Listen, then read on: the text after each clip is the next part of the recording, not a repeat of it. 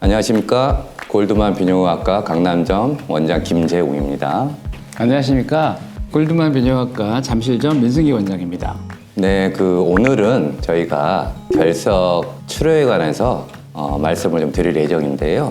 보통 이제 개원가에서 시행하는 체해 충격파 세석술 말고 어떤 이 고통받고 있는 환자분들에게 좀 더 빠르게, 좀 더 쉽게, 그리고 어떤 한 번에 해결할 수 있는 방법인 내시경으로 결석을 해결하는 방법에 대해서 오늘은 얘기를 우리 케이스 많고 수술 잘하시는 우리 민승기 원장님과 한번 얘기를 한번 나눠보려고 합니다. 지금 잠실점에서는 세석술을 많이 하시나요? 내시경 수술을 더 많이 하시나요? 잠실점 같은 경우는 지금 현재 쇠석보다는 내시경 결석 수술 건수가 훨씬 더 많습니다.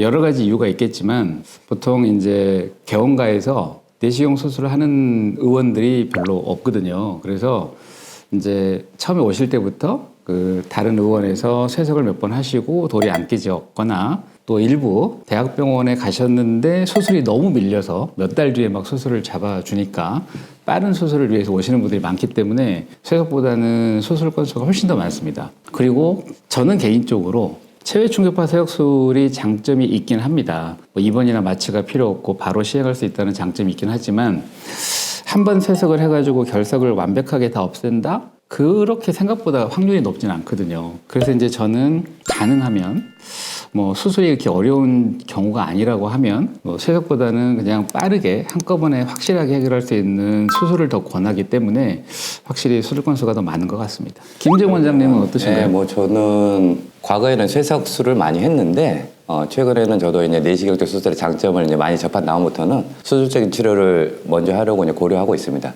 근데 다만 이 환자분들이 수술을 할 거냐 쇠석술을 할 거냐 이제 고민에 빠지고 또 수술에 대한 또 환자분들의 막연한 두려움이 있잖아요. 거기에 대해서는 환자분들한테 어떻게 설명을 하시는지. 과거에 한 30년 전 그 정도까지만 해도 이 내시경 결석 수술하는 장비들이 발달되지가 않아가지고 그 당시에는 정말 큰 결석들은 개복 수술을 상당히 많이 했습니다.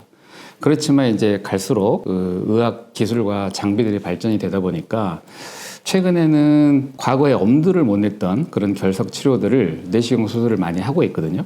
그런데 이제 일반 환자분들께서는 수술 그러면 막연한 부담을 가지시는 분들이 계세요. 마취, 입원, 또 그냥 막연하게 개복 수술을 생각을 하시기 때문에. 그래서 이제 저 같은 경우는 어떻게 예를 드냐면 요즘에 이제 위내시경, 대장내시경을 많이 하시잖아요. 용종 같은 거 당연히 바로바로 떼잖아요. 게다가 요즘은 위암이나 대장암 초기 같은 경우도 내시경으로 절제하고 치료가 끝나는 경우가 의외로 많습니다. 그래서 저는 이제 그런 거를 비유를 해드리는 거예요. 결석도 내시경 수술이다. 회복이나 이런 것도 거의 문제가 안 된다. 입원도 저희는 거의 대부분 당일 수술하고 당일 퇴원하는 거다. 그런 식으로 해서 이제 설명을 하긴 합니다. 맞습니다. 내시경 수술이 과거에 비해서 기계도 많이 좋아지고 또 술기에 대한 발전도 이루어서 이제 손쉽게 이제 개원가에서도 마취만 된다면 접할 수 있다는 장점이 생긴 건 사실인데 그 의사 입장에서 보면은 심각한 합병증에 대한 얘기를 환자분한테 안 할 수는 없잖아요. 사실 실제로 그런 거 또 우리 또 동료 의사들한테 여쭤보면 실제로 경험한 또 친구들이나 선배 후배들이 있기 때문에 그래도 막연하게 접근하고자 하는 동료 의사나 또 환자분들한테 그래도 최악의 합병증에 대해서는 본인은 어떻게 대처하고 또 설명하시는지 그게 또 궁금하네요. 모든 수술이라고 하는 게 후유증, 합병증이 없는 수술은 없습니다. 그런데 이제 확률을 생각을 해야 되고 그 손상 정도를 생각을 해야 되겠죠. 제가 이제 비유를 자꾸 들어서 그렇지만 이제 위내시경이나 대장내시경을 할 때도 의외로 후유증 합병증들이 있거든요. 저희 의사들은 알지만 대장내시경 하다가 장천공 의외로 종종 발생을 합니다. 그런 것처럼 당연히 비뇨기 내시경 수술, 결석 수술도 손상이 어느 정도는 가능할 수 있습니다. 그렇지만 그 확률이 이렇게 높진 않고요. 저는 보통 이제 손상 확률을 2% 내지 3% 정도라고 이제 이야기를 하는데 손상도 정도가 굉장히 다양합니다. 아주 경미한 손상, 예를 들어서 점막이 살짝 그냥 벗겨진다, 이 정도 손상도 있고 아주 심한 손상은 요관 파열 이런 경우도 있죠. 그렇지만 제가 굉장히 이제 비뇨기 내시경 결석 수술을 많이 했다고 생각을 하지만 실제로 제 경험상 천공, 완전히 이제 요관이 파열되는 경우는 거의 한두 건 정도밖에 없었습니다. 그러니까 확률이 볼 때 한 1%도 안 되는 것 같긴 해요. 그래서 생각보다 그 후유증, 합병증 확률이 높진 않다. 이렇게 안전한 시술이다. 네. 네, 알겠습니다. 그럼 우리가 이제 열심히 이렇게 좋은 수술을 알려야 되는데 어떤 식으로 수술이 진행되는 거죠? 보통 우리가 이제 쇠석을 실패하거나 또 쇠석을 하기 어려운 경우에 이제 바로 내시경 결석 제거 수술을 하는 경우가 있는데 일단 크게 두 가지를 좀 구분을 해서 설명을 드리겠습니다. 우리가 이제 흔히 경성요관경 수술이라고 하는 게 있고요.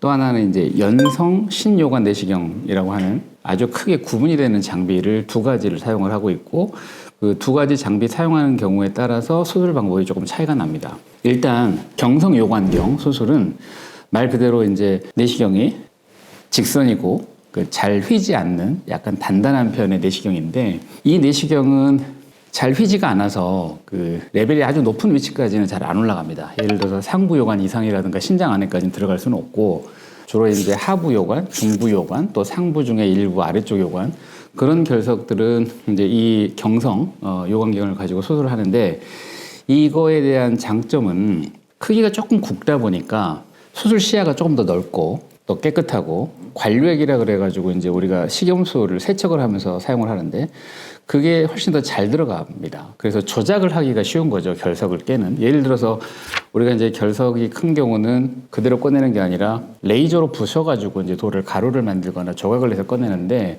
그런 레이저 파이버도 경성 요관경은 좀 굵은 파이버가 들어가기 때문에 훨씬 돌을 깨는 속도가 빨라지는 거죠. 그래서 이제 저 같은 경우는 아래쪽 하부요관, 중부요관, 상부요관도 가능하면 경성요관경을 먼저 시도를 해보고 그게 이제 잘 접근이 되면 속도가 굉장히 빠르게 돌을 더 잘 해결할 수가 있다 이렇게 생각을 합니다. 그 다음으로 이제 그 좀 구분이 되는 게 연성 신요관 내시경을 이용한 수술인데 이거는 이제 굉장히 내시경이 가늘고 이렇게 이제 잘 휩니다. 물론 조작을 해서 구부리고 펴고 할 수가 있는데 이 내시경을 밀어 넣어서 올라가는 게 아니거든요. 그래서 미리 올라갈 수 있는 길을 만들어 놔야 됩니다. 그거를 이제 억세스 시스라고 우리가 이제 쓰는 용어가 있는데 그거를 먼저 요관에 넣은 다음에 그 길을 따라서 내시경이 들어가는 거죠. 이거의 장점은 우리가 이제 구부렸다 폈다 할 수가 있고 굉장히 가늘기 때문에 상부 요관이라든가 신장 내부까지 내시경이 들어갑니다. 그래서 이제 신장 내부에 있는 결석 같은 경우도 이 연성 신요관 내시경을 이용해서 레이저 파이버로 돌을 다 부숴가지고 제거를 할 수가 있고 이런 장점이 있습니다. 대신 단점은 아무래도 내시경이 가늘기 때문에 레이저 파이버도 더 가는 파이버가 들어가야 되고 속도가 조금 느리기 때문에 수술 시간이 조금 더 걸리고 이런 단점은 있습니다. 간단하게 이제 말씀드리면 수술 방법은 이렇게 진행이 됩니다. 사실 오늘 우리 민 원장님도 하나 하셨고 저도 오늘 하나 했지 않습니까? 네네. 오늘 수술 잘 되셨나요? 네네. 오늘 이제 제가 아침에 수술을 하나 했는데 이 환자분은 급성 신부전 환자였습니다. 무슨 말이냐면 양쪽 요관에 돌이 다 있었던 거예요. 그래서 이제 오른쪽 요관은 중부 요관, 왼쪽 요관은 아주 위쪽, 그러니까 신장하고 요관이 만나는 신우 요관 이행부 이쪽에 이제 결석이 큰 게 있었는데 양쪽 요관이 동시에 결석이 막아버리면 소변이 양쪽 다 안 내려오잖아요. 그런 경우는 사실 급성 신부전 상태가 되는 겁니다. 사실 이분께서는 지방에 계신 분이었는데 이제 며칠 전에 급성 신부전이 와가지고 근처에 있는 대학병원 응급실을 가셔가지고요.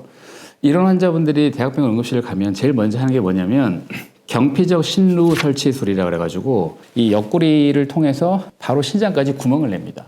그쪽으로 소변이 빠지는 관을 넣는 거죠. 양쪽 다 그거를 하고 오신 거예요.